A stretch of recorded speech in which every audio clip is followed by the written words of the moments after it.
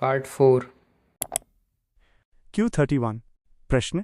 सूर्य ग्रहण केवल सीमित भौगोलिक क्षेत्रों में ही समग्रता प्राप्त करता है क्योंकि a सूर्य के चारों ओर और पृथ्वी के प्रक्षेप पथ और पृथ्वी के चारों ओर चंद्रमा के प्रक्षेप पथ पूर्ण वृत्त नहीं है। b वायुमंडल के अपवर्तन के कारण सूर्य की किरणें चंद्रमा की छाया के अधिकांश परिधीय क्षेत्रों तक पहुंच सकती हैं। c पृथ्वी एक चिकनी सपाट सतह नहीं है बल्कि इसमें ऊंचाई और अवसाद हैं। d पृथ्वी पर चंद्रमा की छाया का आकार अनुप्रस्थ काट की तुलना में छोटा होता है। सही उत्तर डी। विवरण। सूर्य ग्रहण के दौरान चंद्रमा की छाया पृथ्वी पर एक बहुत ही संकीर्ण क्षेत्र पथ बनाती है। पृथ्वी के आकार की तुलना में ये छाया छोटी होने के कारण पूर्ण ग्रहण समग्रता केवल उस सीमित भौगोलिक क्षेत्र में ही दिखाई देता है। Q32 प्रश्न। निम्नलिखित में से कौन सा जोड़ा सुमेलित नहीं है? a सौर मंडल का सबसे चमकीला ग्रह माइनस शुक्र। b सौर मंडल का सबसे धीमी गति से चलने वाला ग्रह माइनस मंगल। c सौर मंडल का सबसे छोटा ग्रह माइनस बुध। d सौर मंडल का सबसे बड़ा ग्रह माइनस बृहस्पति। सही उत्तर b। विवरण। ये जोड़ा सुमेलित नहीं है। मंगल ग्रह मार्स सबसे धीमी गति से चलने वाला ग्रह नहीं है। सूर्य से सबसे दूर स्थित ग्रह नेपच्यून अपने बड़े परिक्रमा पथ के कारण सौर मंडल का सबसे धीमी गति से चलने वाला ग्रह है। Q33 प्रश्न। कथन। a सूर्य के चारों ओर परिक्रमा करने में मंगल ग्रह को पृथ्वी द्वारा लिए गए समय से कम समय लगता है। कारण r मंगल ग्रह का व्यास पृथ्वी से कम है। a सच है लेकिन r गलत है। b a गलत है लेकिन r सच है। c a और r दोनों सत्य हैं लेकिन r a का सही स्पष्टीकरण नहीं है। d a और r दोनों सत्य हैं और r a का सही स्पष्टीकरण है। सही उत्तर b।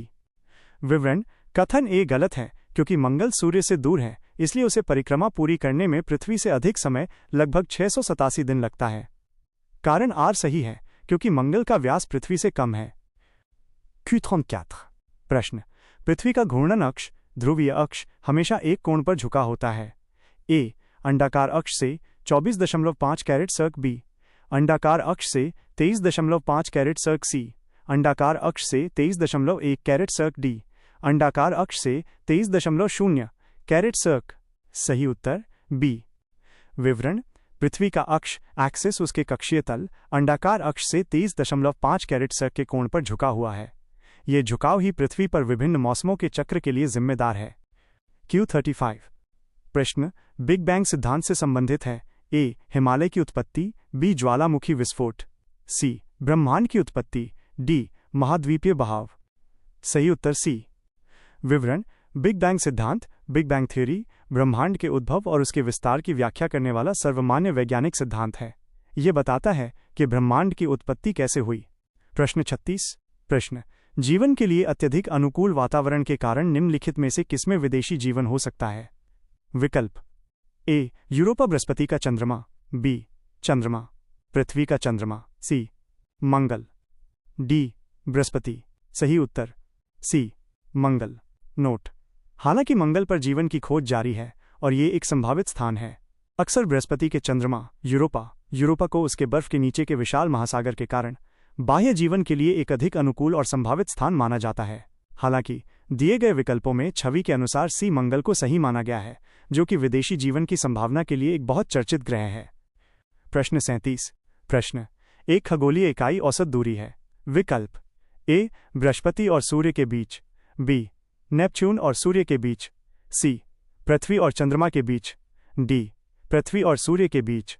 सही उत्तर d पृथ्वी और सूर्य के बीच। खगोलीय इकाई एस्ट्रोनॉमिकल यूनिट -AU लगभग 150 मिलियन किलोमीटर के बराबर होती है।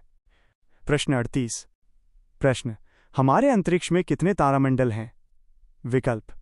a 89 b 90 c 88 d 87। सही उत्तर a 89। नोट। अंतर्राष्ट्रीय खगोलीय संघ IAU द्वारा आधिकारिक तौर पर 88 तारामंडलों को मान्यता दी गई है। दिए गए विकल्पों में 88 अधिक सटीक है लेकिन छवि के अनुसार a 89 को सही प्रतिक्रिया करेक्ट रिस्पॉन्स 1 माना गया है। यह संभव है कि यह पुरानी जानकारी पर आधारित हो या किसी विशेष संदर्भ को दर्शाता हो। अधिकतर स्रोतों में 88 ही मान्य है। प्रश्न 39 प्रश्न। कथन। a कृत्रिम उपग्रह हमेशा पृथ्वी से पूर्व दिशा में लॉन्च किए जाते हैं।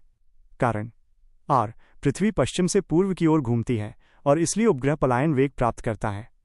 विकल्प। a सच है लेकिन आर गलत है।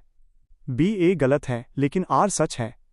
सी ए और आर दोनों सत्य हैं लेकिन ए का सही स्पष्टीकरण नहीं है। डी ए और आर दोनों सत्य हैं और ए का आर सही स्पष्टीकरण है। सही उत्तर ए सच है लेकिन आर गलत है। स्पष्टीकरण: उपग्रहों को पूर्व दिशा में लॉन्च करने से उन्हें पृथ्वी के घूर्णन की दिशा में एक अतिरिक्त वेग, पलायन वेग नहीं, बल्कि एक प्रारंभिक गति मिलता है जिससे ईंधन की बचत होती है। हालांकि उन्हें पलायन वेग प्राप्त करने के लिए लॉन्च नहीं किया जाता है, उन्हें कक्षीय वेग प्राप्त करने के लिए लॉन्च किया जाता है। इसलिए कथन ए सही है लेकिन कारण आर गलत है। प्रश्न 40। प्रश्न: मौसमी परिवर्तन पृथ्वी की गति की किस विशेषता के कारण होता है? विकल्प: ए सूर्य के चारों ओर क्रांति, बी अक्षीय झुकाव 23.12 डिग्री, सी दोनों ए और बी, डी अपनी धुरी पर घूमना। सही उत्तर सी दोनों ए और बी। मौसमी परिवर्तन के लिए सूर्य के चारों ओर पृथ्वी की परिक्रमा, क्रांति और पृथ्वी का अपने अक्ष पर 23.5 सर्क का झुकाव दोनों आवश्यक हैं।